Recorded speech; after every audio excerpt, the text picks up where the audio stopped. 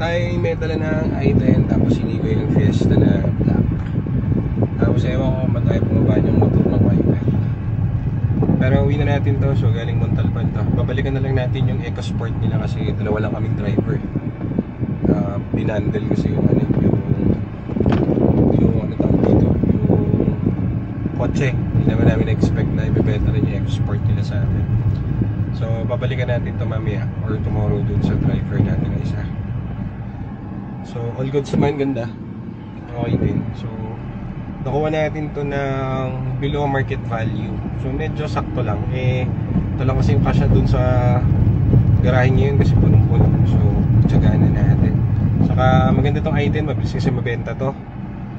Marami naghahanap kasi mukhang pambabae. Saka compact, sobrang liit. So tayo bibili ng ganito.